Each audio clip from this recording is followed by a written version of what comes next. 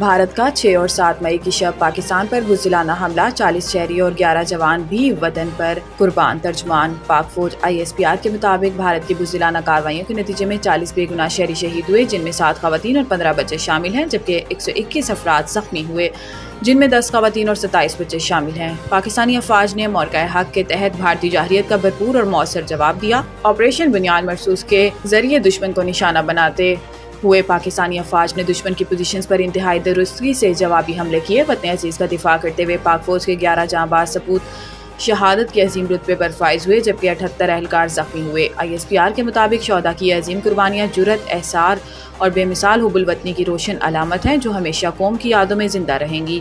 پاکستانی مسلح افواج اور پوری قوم شہداء کو سلام عقیدت پیش کرتی ہے اور زخمیوں کی جلد صحتیابی کے لیے دعا گو ہے۔ قوم دشمن کی ہر جارحیت کے خلاف پرعزم ہے اور کوئی غلط فہمی نہ رہے۔ پاکستان کی خود مختاری اور سرحدوں کی حرمت پر کوئی سمجھوتہ نہیں کیا جائے گا۔ کسی بھی جارحیت کی آئندہ کوشش کا بھرپور فیصلہ کن اور ہر محاذ پر جواب دیا جائے گا۔ انشاءاللہ پاکستان زندہ باد، افواج پاکستان پائندہ باد۔ سنتاس معاہدے سے چھیڑ چھاڑ کو جنگی اقدام تصور کریں گے اسحاق ڈار۔ امریکی میڈیا کو انٹرویو دیتے ہوئے وزیر خارجہ اسحاق ڈار نے کہا کہ کشیدگی بڑھنے اور ہمارے دفاع رد عمل پر کچھ ممالک کا خاص طور پر امریکہ کو احساس ہوا کہ اگلا قدم بہت خطرناک اور تباہ کن ہو سکتا ہے۔ اسحاق ڈار نے کہا کہ بھارتی وزیر خارجہ جے شنکر سے بات کرنے کے بعد سیکرٹری روبیو نے مجھ سے بات کی۔ یہ ٹیلی فونک رابطہ 10 مئی کو اس وقت ہوا جب ہمارا آپریشن تقریباً مکمل ہو چکا تھا۔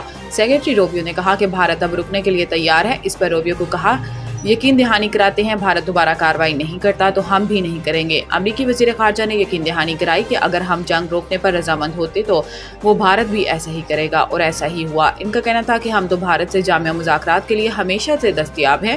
یہ دو طرفہ معاملہ ہے، ایک ہاتھ سے تالیاں نہیں بج سکتی، ہم اکیلے یہ حل نہیں کر سکتے۔ یہ سب کے مفاد میں ہے کہ ایسے مسائل کو زیادہ تاخیر سے بچایا جائے۔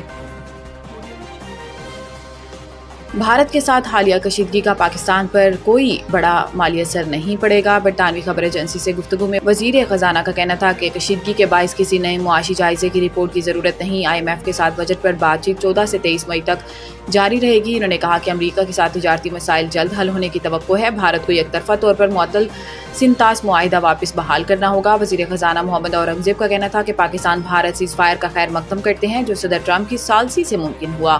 چیزیں معمول کی طرف بڑھتے ہوئے دیکھ رہے ہیں، جو اچھی بات ہے۔ انہوں نے کہا کہ پیر کو پاکستان اسٹاک مارکیٹ میں بہتری دیکھی گئی۔ بھارت کے ساتھ حالیہ کشیدگی کا پاکستان پر کوئی بڑا مالی اثر نہیں پڑا۔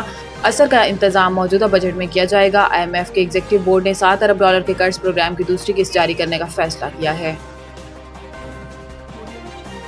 مودی کے خطاب سے لگتا ہے کہ انہیں ابھی تک مکمل چین نہیں آیا۔ اسلام آباد قومی اسمبلی میں اپوزیشن لیڈر عمر ایوب نے کہا کہ مودی کے خطاب سے لگتا ہے کہ انہیں ابھی تک مکمل چین نہیں آیا۔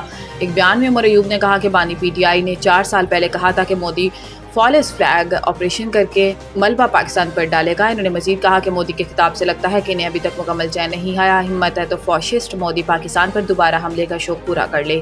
پاکستانی قوم اور افواج متحد ہو کر مقابلہ کریں گے۔ خیال رہے کہ بھارت کے وزیر اعظم نریندر مودی نے قوم سے خطاب کیا، لیکن وہ آف کلر نظر آئے۔ انہوں نے اپنی تقریر میں پہلگام واقعے کو ظلم قرار دیا اور پاکستان پر روایتی الزامات کو دہرایا۔